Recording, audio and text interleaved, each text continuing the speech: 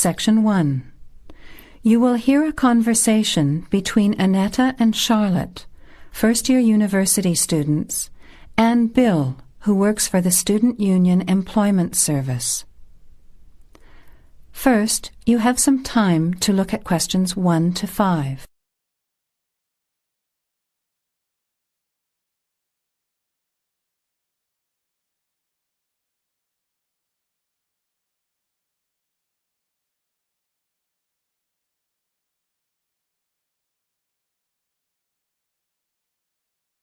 Now, let's begin.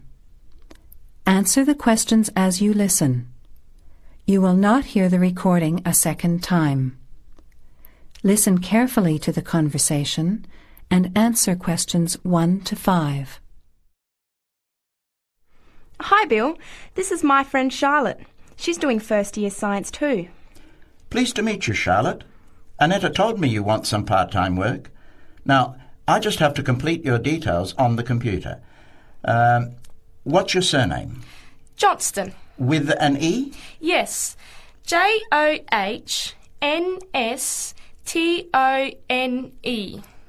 I know that you live in the Heathfield Street student residence, but I can't remember the street number there.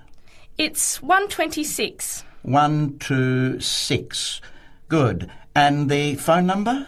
Well, actually, I never give people that number because sometimes nobody answers or they forget to pass on the messages. So, I bought a mobile phone yesterday, but I can't remember the number. I think it's 0414 847 748. I'll just check. No, sorry, not 748. It's 749. 0414 847 749? Yes, that's right. I must try and remember it. And what sort of work are you looking for?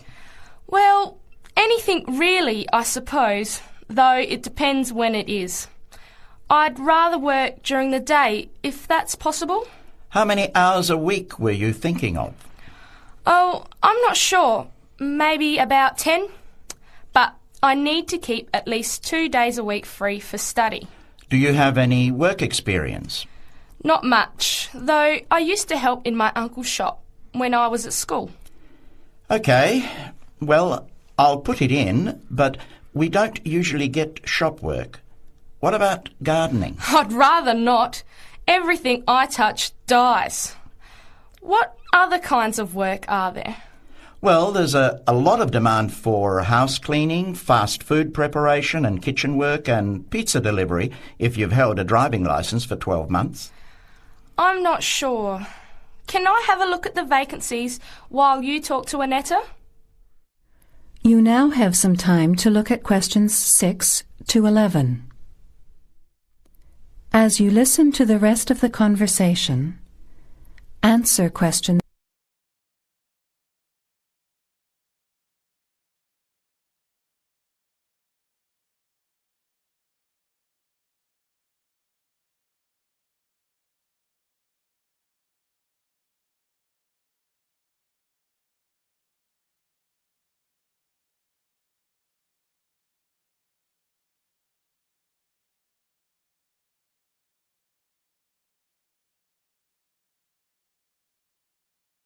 Bill, I'd like to change my job. You're at the Hamburger Express on the High Street, aren't you? What's the problem? Well, I never know what hours I'm going to work. I start at 7 p.m. and I'm supposed to finish at 11 p.m, but sometimes they keep me until 2 or 3 a.m. Yes, that is a bit late if you have to make a 9 a.m. lecture the next day. And the other thing is the pay. They're supposed to pay me on Thursdays, but they never pay me on the correct day, often not until Friday or Saturday. A few weeks ago, I had to wait until Sunday. They said their son was sick, so they couldn't get to the bank, but they're always making excuses. Yes, that doesn't sound too good. Would you be interested in pizza delivery? You need to have a driving licence. Yes, I've got a licence, but I think I'd like to change from working in the evening. Are there any day jobs available? Well, as I told Charlotte, there are several cleaning and gardening vacancies. And this childcare job that just came in this morning. Do you like children? Yes, I do, actually.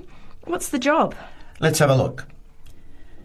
Collect the boy aged 4 from kindergarten at 3 p.m.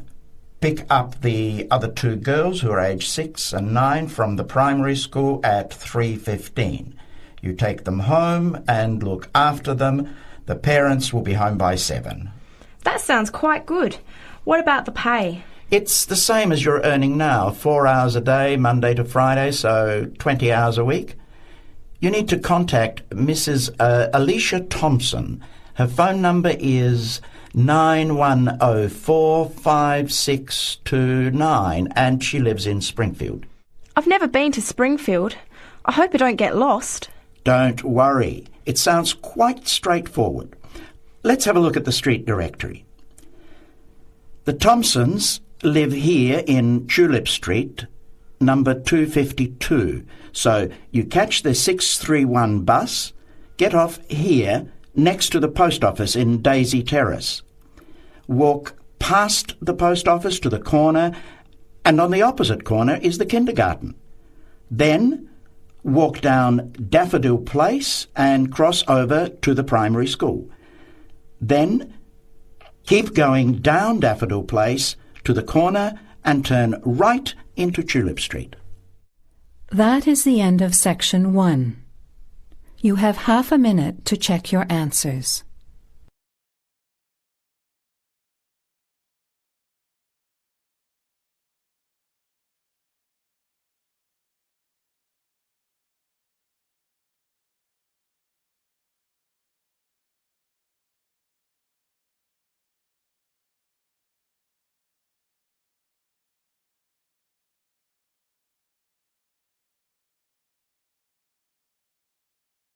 Now turns to part 2. Part 2. You are going to hear a radio program about sport. First, look at questions 11 to 14.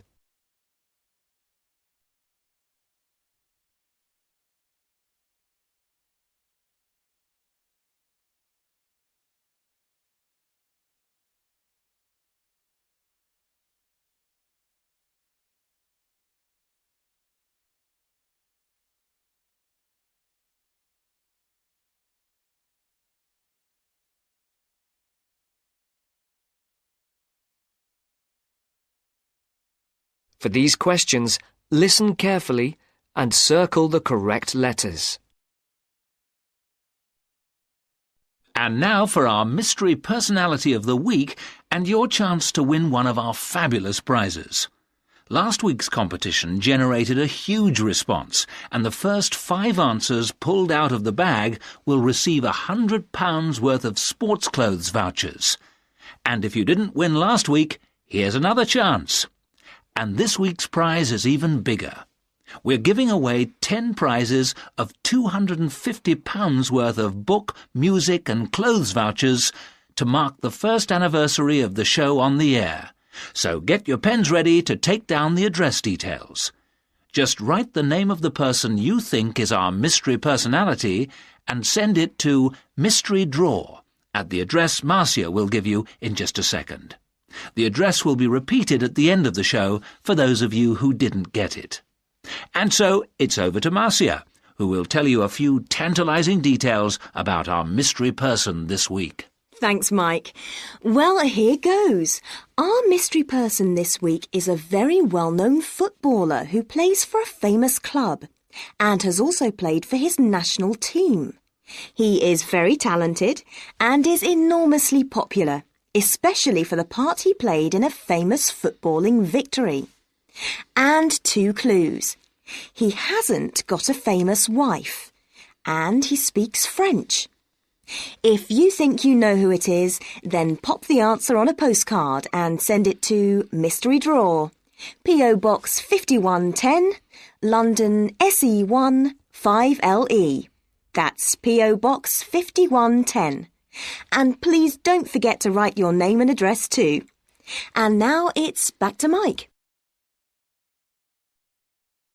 Before the broadcast continues, look at questions 15 to 20.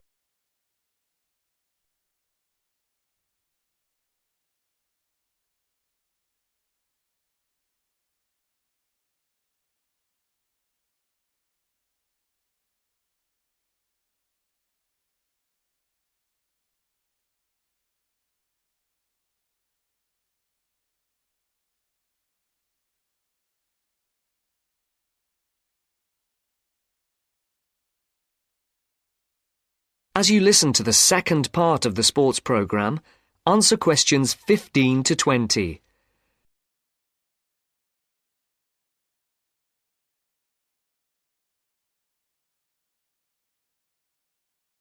Circle the correct letter. Thank you, Marcia.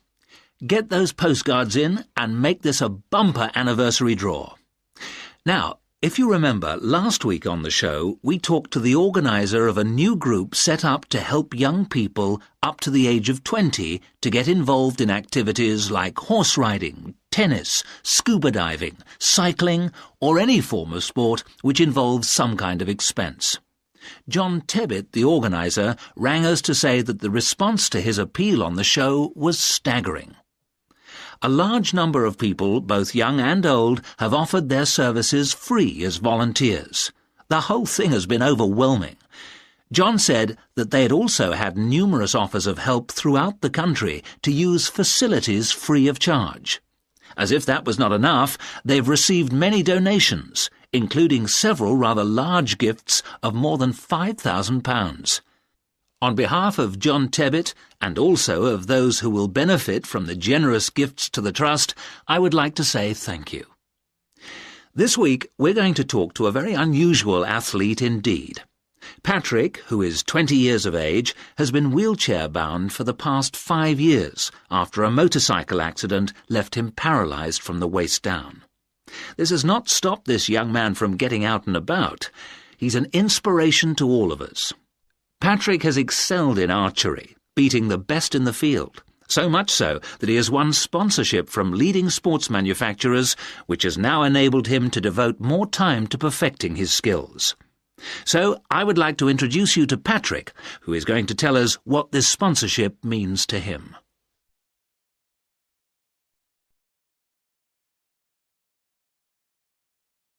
That is the end of part 2. You now have half a minute to check your answers.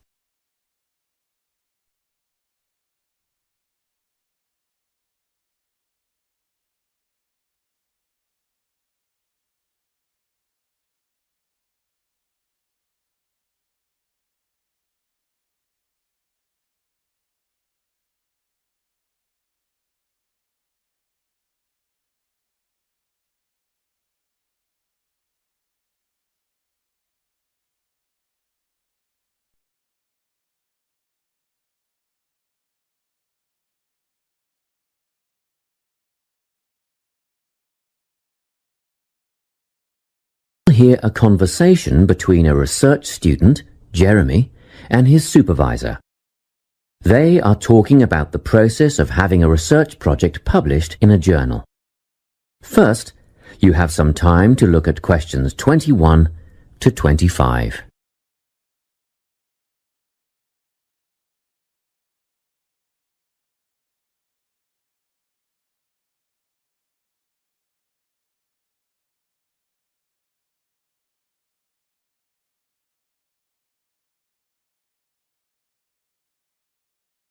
Listen carefully and answer questions 21 to 25.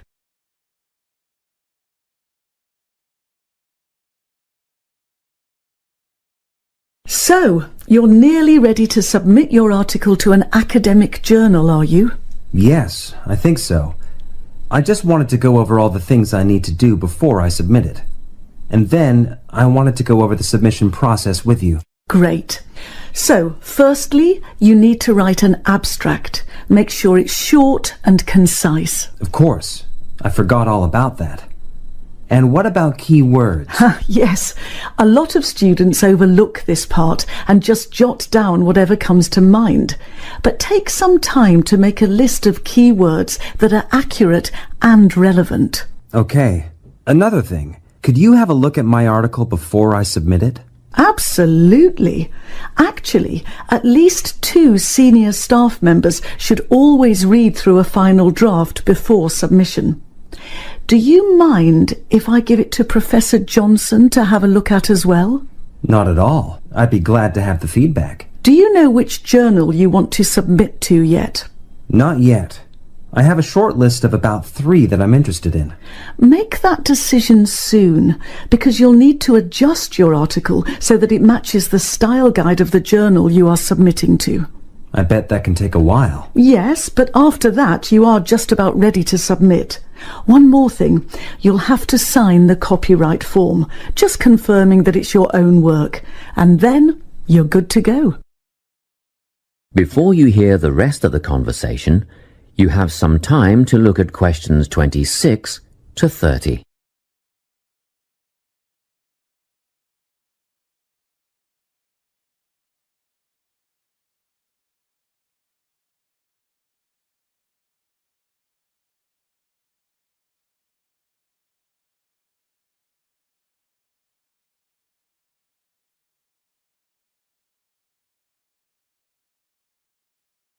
Now listen and answer questions 26 to 30. Now, the submission process. How does it work exactly? Well, the first thing is to just send it off. You've got to send in the manuscript before anything else can happen. Sure. And then should I call to check if they have received it? No need for that, no. All you have to do is just log on to your email regularly, because you will get a submission confirmation once they have processed the manuscript. And that will have comments on what they thought of it? No comments yet. That email is just to let you know they have received it. The next stage is what is known as peer review. This is when experts in the field review your manuscript and decide whether to accept it. They'll never accept me. I'm only a master's student. Don't worry about that, Jeremy. It's all done through a double-blind method. That means that whoever reads your manuscript has no idea whether you are a grad student or a Nobel Prize laureate. They'll only be judging your work, not you. Well, that's good to hear. And then what, once they've made their decision? Well, there are 4 possible outcomes. You might get an acceptance, but a first-off acceptance is very, very rare. Don't pin your hopes on it. You could also get a rejection, but these don't happen very often either. I don't think this will be a problem. What do you think I'll get? If you're very lucky, you'll get a conditional acceptance. This means that they've accepted the article and it will be published, but you need to tweak a few things first. A sentence here, a heading there, nothing major. That sounds good. But to be honest, you will probably end up with a revise and resubmit. This means they are definitely interested, but you will need to rework the paper before it's accepted. The necessary changes will be outlined by the reviewers. Okay. So I just fix the things that need changing and present it again? Yes, but include a cover letter that discusses the changes you have made. The same goes for a conditional acceptance, actually. It helps the reviewers see that you've taken their criticism seriously. That is the end of part 3. You now have half a minute to check your answers.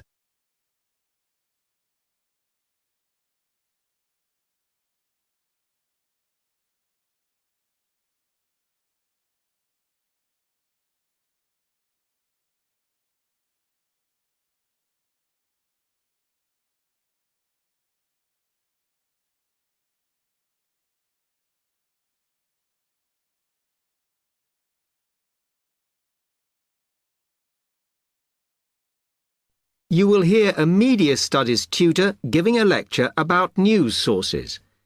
You now have 30 seconds to read questions 31 to 35.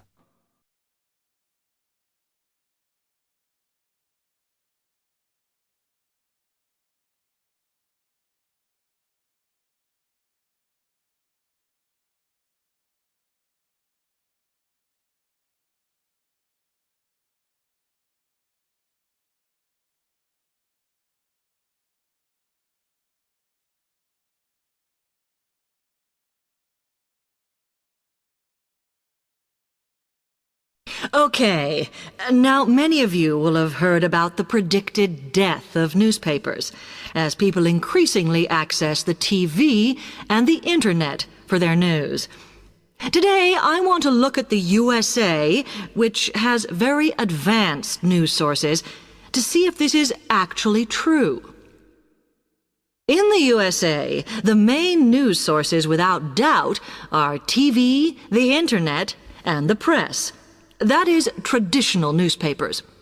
And although they are each surviving and growing, they are also changing. Obviously, TV news has been around for a while, and the early evening bulletins, when people get in from work, are very popular. I suppose we traditionally think of the morning newspaper arriving on our doorstep with the daily news. Interestingly, this is not borne out by the statistics, which show that readership in the U.S. is much higher when people have time to relax, when they're not working, especially on Sundays. The Internet is also a popular weekend activity, but shows no variation with weekday access. So people are using the different sources in different ways. Interestingly, local radio has been hit less by the grip of quite strong local newspapers than by the Internet, which is seen to offer a better regional service. But just because the Internet is seen as the new force in news media does not mean it is dominant. Television has, of course, been global for a while. But now technological changes, which have fueled the rise of online news, have also allowed newspapers to print and distribute editions across the world. In fact, Internet news, which is seen as the big competitor for traditional markets, does not offer that much variety. Often, the sources are the online versions of the newspapers, whereas television, in order to offer something different, has had to come up with a much more mixed bag of reporting, from hard news to light reports on celebrity events. Another issue is reliability. The Internet is virtually unregulated, so anything can be reported there, whether true or not. Journalists on newspapers have fought a long, hard battle to fight intervention and to retain the freedom of the press. Television, however, is seen as critical to political power and has become subject to harsh controls about what it can or cannot say. You now have 30 seconds to read questions 36 to 40.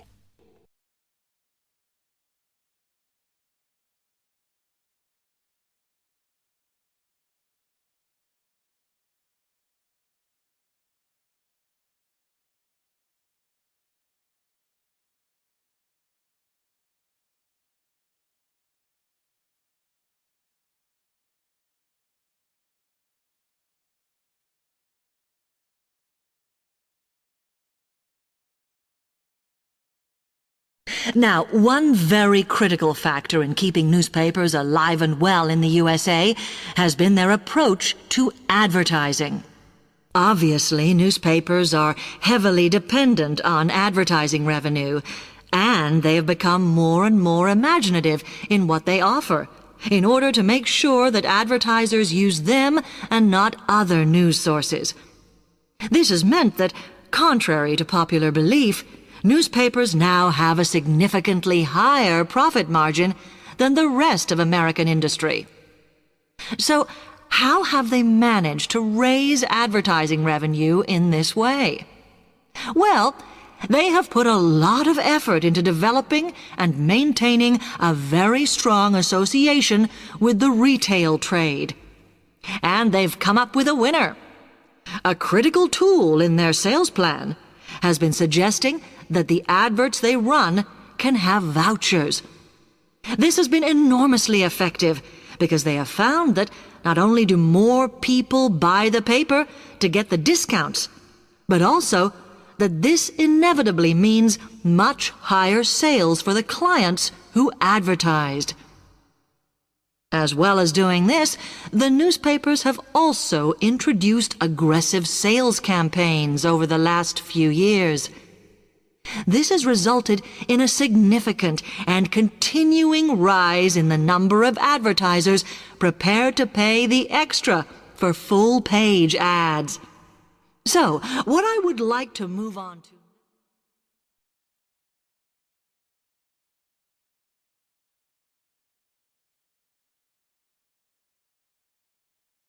That is the end of part 4. You now have half a minute to check your answers.